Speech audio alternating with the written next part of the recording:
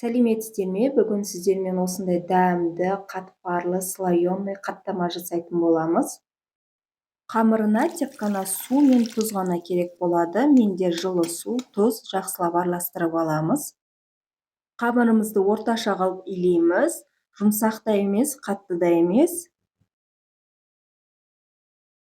Илеп болған қамырымызды 10 минутқа тындырып қоямыз.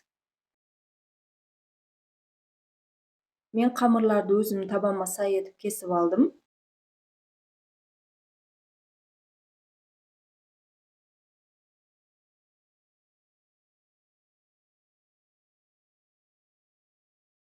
Қамырымызды жайып, маргарин емес, сапасы жақсы сары майды қолданамыз.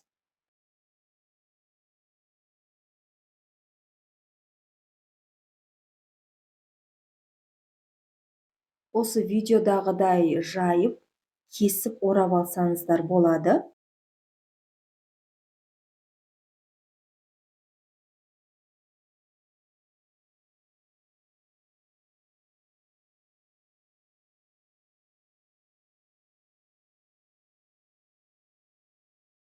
Дайын болған қамырларымызды целлофан пакетке салып, жарты сағатқа морозильникке қоямыз, ортасындағы майы қату үшін.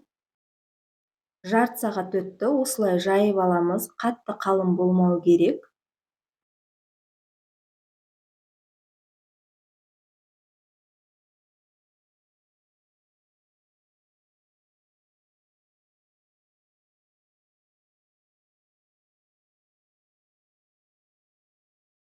Мен бұрын қаттаманы майға қуыратын едім. Соңғы кездері майдың орнына құр осындай қызып тұрған тапаға қуырып аламыз. Орташа отта өте дәмді, кәдімгідей әдемі шығады.